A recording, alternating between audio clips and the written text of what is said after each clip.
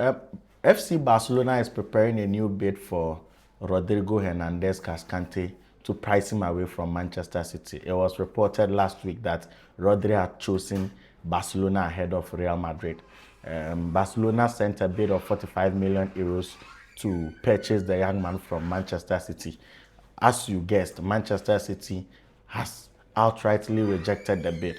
As I speak with you, Barcelona is submitting a new bid which will hover in the region of 59 million pounds, which will be somewhere in between less than 70 million euros from FC Barcelona. This is ASK Morgan Sports, and we are here to give you the various dynamics of FC Barcelona's pursuit of Rodrigo Cascante Hernandez. I have with me here FC Barcelona's revenue statements, their receivables, their expendables, and the amount of money they can spend within the market. I'm here to give you the various analysis, but today we are focusing on the numbers. Kindly like, share, follow, and subscribe to the channel. You can also go to the comment section. Please do not forget, and I'm much more particular about this, go to the comment section and then criticize our work. Help us to grow. Help us become better. Now, let me start from Gianni Infantino and then the war brewing between FIFA and then UEFA. Now, as I speak with you, you know, yesterday we broke the news to you that the Telegraph has announced that there was a lady who was working in UEFA, and while Gianni Infantino, current FIFA president, was UEFA general secretary, he had supervised the payment of a six-figure amount to this particular lady to see her walk away.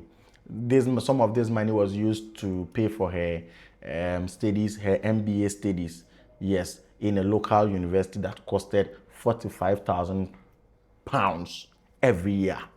In addition to that particular information, what we are gathering today, the massive explosions we are gathering today, is that there is a document in the archives of UEFA.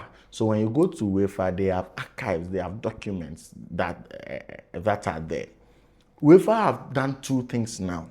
They have acknowledged to the Telegraph that yes, there's a record of such payment to a lady who was working in UEFA and then she left.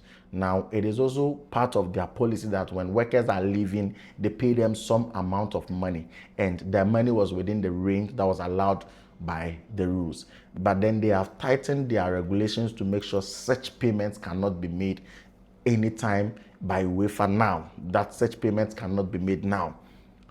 Then the second thing, what the Telegraph is telling us, the secret, the big secret that the Telegraph is giving us now, today, is that there is a document in UEFA that was drafted by Gianni Infantino.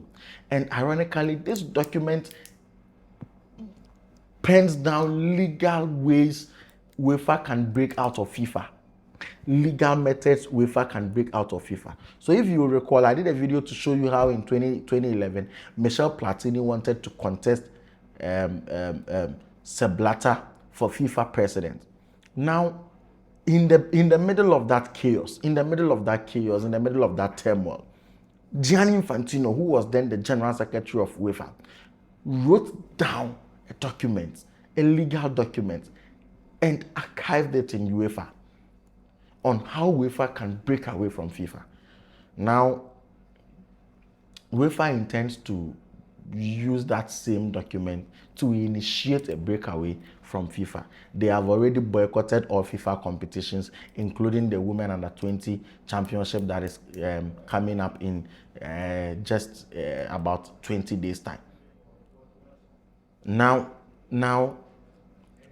the challenge here is that I've already analyzed to you how it is impossible to get Gianni Infantino out of office based on the numbers.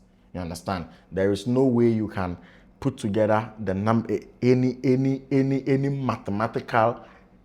mathematically sound method to get Gianni Infantino out of office, because what the 54 African nations have given him is a buffer of guarantee. what CONMEBOL have given him, about 7 out of the 10 CONMEBOL votes. It's a statement of certainty that you cannot impeach him. And so the main way now, the most certain way to get Gianni Infantino out of office is a scandal right now. And they are exploring ways and means to get scandals to be blown out of proportion. So the first one that we are going to have, that we've had, is the money he paid to his lover to leave UEFA, which the Telegraph says they've opened the investigation. They've given Gianni Infantino the opportunity to comment. They've given UEFA the opportunity to comment and all of that. And then this issue is now brewing up. It is now cooking up. We are waiting to see how it unfolds. Then the next one that is going to come up against Gianni Infantino is the matter of the document he himself penned down years ago on how UEFA can exit FIFA. Interesting days ahead. But quickly, let me go to FC Barcelona. So Barcelona has to sign Rodri. We all know that. Barcelona has to sign Rodri. They submitted an initial bid of 46 million euros, which was rejected by Manchester City. Now they are preparing a new bid, which is around 59 million pounds, ranging around 68, 69, almost 70 million euros. Now, what we are hearing is that Manchester City is inclined towards rejecting that bid. But there is a thin line, there is a lifeline for Barcelona, which is that Rodri is in his last year of his contract with Barcelona, and so with Manchester City, and so Manchester City may not be happy to see him walk free, and so they are trying as much as possible to get to understand if they can convince the player. If they can, then they begin to negotiate with Barcelona. Barcelona is also aware of this. And so Barcelona knows that they cannot keep the player for too long, and so Deco is trying not to hit the 80 million euros mark that has been given by Manchester City, and so Barcelona may have an advantage here. And the young man has already stated that he's not extending his contract. He's been playing the contract extension game with them since for about 18 months now, and he has refused to sign. It is clear he's not signing for Manchester City. Now, Barcelona feel they have the advantage that if they press hard, they can get him. That is why they submitted an initial bid of 46 million euros, just 46 million euros for a Ballon d'Or winner, for a World Cup best player. I think that Barcelona is just bidding their time, waiting for the young man to. He's going to join Manchester City for preseason on Friday. When he joins, immediately after that, Barcelona will up their game. So within this week, they are going to officially put in the bid, the second bid, which is around the figure I've already mentioned to you, around 68 million euros. Yes, less than 70 million euros, as we know from now. Now, Manchester City are not ready to negotiate if their money is not up to 80 million. Let us see how it's going to unfold. But let's look at Barcelona's books and see how feasible this is to the Barcelona books. Before the transfer window started, Barcelona had 210 million euros that they could spend. So this is coming from the revenue statement of Barcelona that I have with me right now. It's currently sitting in front of me right now, and we are analyzing it from where we sit. They have this amount of money, 210 million. And inside the transfer window, we saw that they paid 70 million euros for Anthony Gordon. They have 10 million add-ons to pay later, but for now they have expended 70 million euros for Anthony Gordon. Then they've gone on to spend 22 million euros for Karim Adeyemi from Borussia Dortmund. And then they've also paid Jesse Bissu 8.5 million euros. They are wallowing around 105 million euros for all of these transfers in gross. Now, they've spent half of their 210 million. So they have a little over 100 million left to pay. And if you would recall, they sent a bid of 100 million euros to Atletico de Madrid for Julian Alvarez. That is the 100 million they have seated in the account right now. Now, that 100 million euros, the reason why they have not been able to complete João Cancelo's deal is that they were hoping to cut down Cancelo's deal to like 5 or 6 million, so that when they pay that 5 million for João Cancelo, they can still have close to the 1 million, close to the 100 million euros sitting there that they will use to pursue conversations around Julian Alvarez deal. So that is the only thing holding the João Cancelo deal to Barcelona. So the moment they are able to raise even 1 million elsewhere, they would have room for João Cancelo to come in. Barcelona is working on a very tight budget here, and I'm here to explain to you why. They've sold players like Ansu Fati 11 million euros, Inaki Peña 3 million euros. They've put Lewandowski out for free, and then his wages have been freed up. Marc-Andre ter Stegen, Diego Kochen, Rashford has returned back to Manchester United. So all of these, except Marc-Andre ter Stegen, all of these wages made up for the 210 million that Barca was at liberty to spend as far as this transfer window is concerned. Now, as I speak with you, Barca have raised 29 million euros in wages alone for Marc-Andre ter Stegen and then Ronald Araujo, who have left the club. So Araujo is joining Liverpool on loan, and then his wages are being covered fully by Liverpool. Marc-Andre ter Stegen has joined Ajax Amsterdam, and then his wages have left the wage bill of Barcelona. This gives Barcelona an allowance of 29 million, which can cover Rodri's 30 million euros wage for the year. You understand? So now they have room to pay Rodri's wage for the entire year.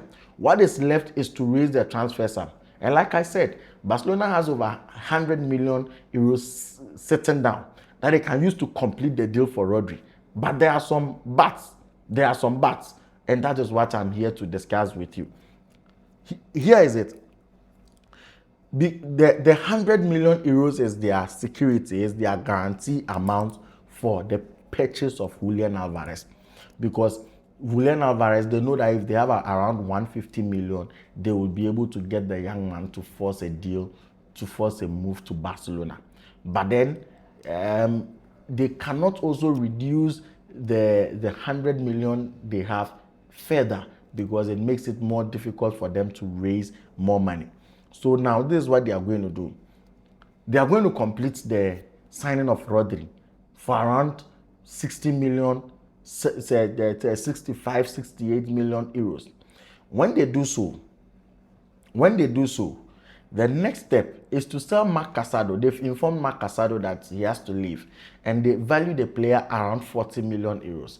I do not think they will be able to have somebody who will pay 40 million for Marc Casado, although I like him a lot. I think he's one of the best deep line playmakers the game has seen. He has just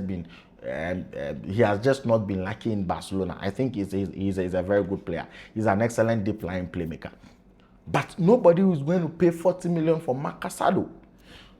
But this is why Juan Laporta is a very special kind of human being that anybody dealing with him must be careful. Juan Laporta is a very intelligent creature. He's very smart. That one day I'll do a video on Juan Laporta and Florentino Perez and show you how these two people constantly make the numbers make sense. That is why you can never beat them on the numbers game, because they constantly make the numbers make sense. This is what Juan Laporta will do. They just need to have it on paper that Marc Casado has been shipped out and his value is 40 million, which means that at any point in time, Barcelona can cash in 40 million on Marc Casado. Once they have that on paper, they can go ahead and spend 40 million on the market. Simple. Once they have it on paper that he's been shipped out and his value is 40 million, it means that Barcelona can spend 40 million on the market, and that is all. It is not really a matter of that 40 million landing in the account of Barcelona. And so Juan Laporta would exploit that. They would find a nice deal for Marc Casado. He will move quietly and all of that. And then it will be reported to La Liga and UEFA that they have raised an additional 40 million euros on their books. And then they can use that as top up. They can use that as top up to complete the signing of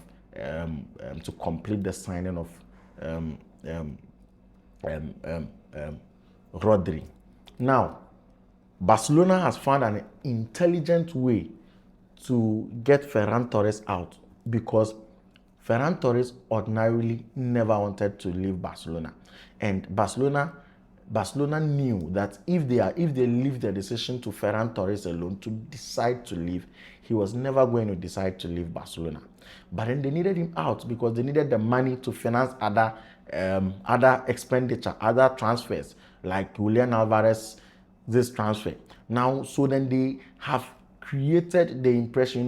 They initially sent a bid of 60 million euros to Atletico de Madrid plus Ferran Torres. And Ferran Torres was angry. He was peeved. He's sad that the team he loves so much wants to sell him, wants to get rid of him. Yes, so now he has gotten the memo that he has to leave. Now they've been able to convince him subtly that he has to leave. And so now Ferran Torres wants to leave because Barcelona wants him to leave. And so now he has opened conversations with Paris Saint-Germain. And Barcelona understands that Paris Saint-Germain has the money to pay. So Paris Saint-Germain, I've already told you that they have a lot of outs. They have a lot of players moving out. Goncalo Ramos has signed for AC Milan. They have Canning Lee joining Atletico de Madrid. You understand? And so now they need to bring in players already, and now Bradley Barcola is also having conversations around him leaving, and so they've signed Magnus Akleoche to come in. They are almost completing the signing of Götze from Ajax Amsterdam. The deal will be completed in excess of 50 million euros somewhere tomorrow, Tuesday or Wednesday. One of them we will hear. Here we go on that deal, but they will still want to have somebody who will deputize Dembele in that free-flowing false number 9 role. And Ferran Torres is that player who fits that profile. Now, Barcelona already offered Ferran Torres to Paris Saint-Germain. His agents have also done the same. Luis Enrique is convinced that the player can fit into his system. All they have to do is agree to a certain amount of money on Ferran Torres right now. Barcelona would want to raise an additional 100 million through the sale of Ferran Torres. But trust me, PSG value Ferran Torres at 60 million euros. Let us look at how this 60 million euros is going to help Barcelona in the transfer window. So assuming they receive 60 million euros for the sale of Ferran Torres, what that means is that they can use that specific 60 million euros to equate the signing of Rodri. And so that 60 million euros cancels Rodri. The moment they are able to move Marc Casado out, whatever money that comes in is in excess of the existing 100 million euros sitting in their account. And they are going to use that excess money to frustrate at Atletico Madrid to sell Julian Alvarez to Barcelona. If I am betting, there's an 80% possibility that Rodri will come to Barcelona. I am almost certain of it. And there is a 55 or 60% possibility that Barcelona will sign Julian Alvarez. If you're a Barcelona fan, I think you should relax. There's no need to worry. Juan Laporta has a plan, and the plan is likely to work, because then if Atletico Madrid continue to prove stubborn, the next method is to get Julian Alvarez to rebel. So Julian Alvarez in the coming days is going to rebel at Atletico Madrid to get the deal done. But first, Barca has to raise the numbers. The numbers have to make sense. In a market where Anthony Gordon is 70 million, in a market where Yan Diomande is more than 130 million, in a market where Morgan Rogers has been purchased for 170 million pounds, you need to give Atletico Madrid what they deserve. Let's not forget they paid 80 million euros to Manchester City to purchase Julian Alvarez, and trust you me, they are going to take every single penny. They are going to collect every single penny. And so Barcelona just need to raise up to 120 million, and then they can start to get the young boy to frustrate Atletico Madrid to sell him. Rodri,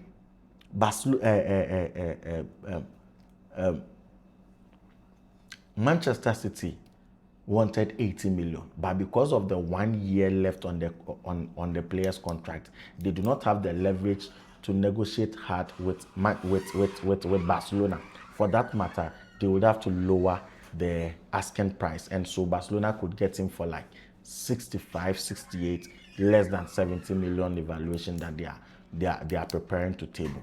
In the coming days, we are going to hear here we go on Rodrigo Hernandez Cascante joining FC Barcelona. This has been an ASK Morgan production. Thank you so much for listening to us. You can like, follow, subscribe the channel on YouTube and on TikTok as well. Thank you so much.